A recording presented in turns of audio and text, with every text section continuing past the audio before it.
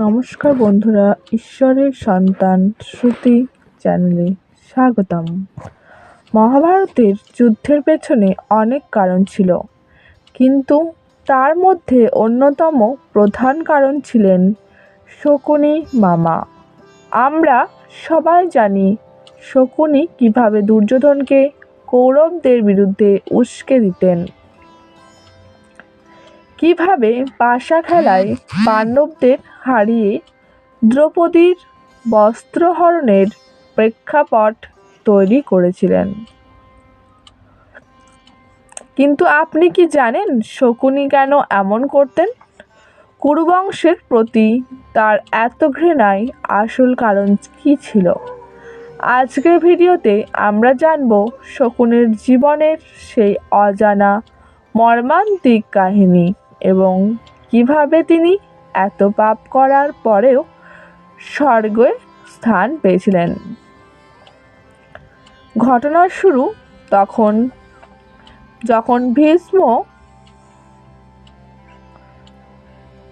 শুরু যখন ভীম পিতামহ ধৃতরাষ্ট্রের জন্য পাত্রী খুঁজছিলেন। তিনি খবর পান গান্ধার রাজ্যের রাজকুমারী গান্ধারীর ব্যাপারে। গান্ধার রাজের কাজে বিয়ের প্রস্তাব নিয়ে যান। গান্ধার রাজি না থাকলেও হস্তিনাপুরের ভয়ে এবং ভীমের প্রভাবে বিয়েতে সম্মতি দেন। কিন্তু বিয়ের পর ভীম জানতে পারেন একটি গোপন সত্য। গান্ধারী ছিলেন মাঙ্গলিক, আর প্রথম বিয়ে একটি ছাগলের সাথে দেওয়া হয়েছিল এবং সেই ছাগলটিকে বলি দেওয়া হয় যাতে তার দোষ কেটে যায়। এই কথা গোপন রাখার কারণে ভীম প্রচণ্ড রেগে যান। তিনি গান্ধার রাজ এবং তার পুরো পরিবারকে বন্দি করে হস্তিনাপুরের কারাগারে নিক্ষেপ করেন। শাস্তি হিসেবে পুরো পরিবারের জন্য দিনে মাত্র এক মুঠো চাল বরাদ্দ করা হয়। এটা স্পষ্ট ছিল যে এই সামান্য খাবারে সবাই বাঁচবে না।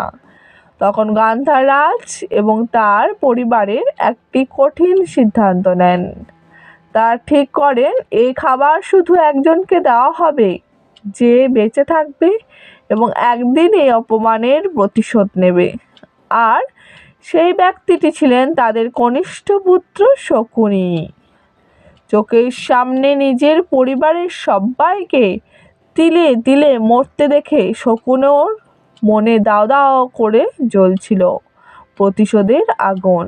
মৃত্যুর আগে শকুনির বাবা তাকে কাছে ডাকেন এবং সজোরে লাথি মেরে শকুনির একটি পা ভেঙে দেন। তিনি বলেন, এই ভাঙা পা তোমাকে প্রতি মুহূর্তে মনে করিয়ে দেবে যে কুরু বংশের সাথে তোমাকে কি করতে হবে। শকুনির বাবা মৃত্যুর আগে তাকে বলে যান তার মৃত্যুর পর যেন তার হাড় দিয়ে পাশা তৈরি করা হয়। সেই পাশা শকুনি যা চাইবে সেই সংখ্যায় চালবে। আর এই জাদুকরী পাশার সাহায্যেই শকুনি কুরুবংশের ধ্বংস ডেকে এনেছিলেন। শকুনির লক্ষ্য একটাই ছিল, কুরুবংশের বিনাশ। কুরুক্ষেত্রের যুদ্ধের 18তম দিন সহদেব শকুনিকে যুদ্ধের জন্য আহ্বান করেন। সহদেব জানতেন শকুনির মনের সব কথা। মৃত্যুর আগে শকুনি মহাদেবকে তার জীবনের সব দুঃখের কথা বলেন।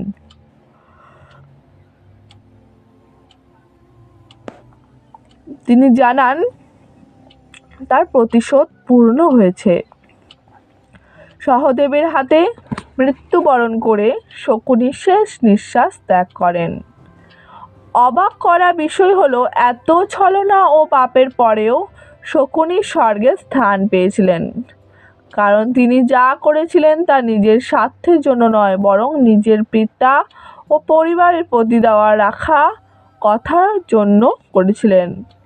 তিনি তার পিতৃ ঋণ শোধ করেছিলেন। মহাভারতের এই অজানা দিকটি কি আপনার জানা ছিল? কমেন্ট করে আমাদের জানান। ভিডিওটি ভালো লাগলে লাইক দিন এবং বন্ধুদের সাথে শেয়ার করুন। এমনই সব রোমাঞ্চকর পৌরাণিক কাহিনী জানতে আমাদের চ্যানেলটি সাবস্ক্রাইব করতে ভুলবেন না। ভালো থাকবেন, সুস্থ থাকবেন। ধন্যবাদ।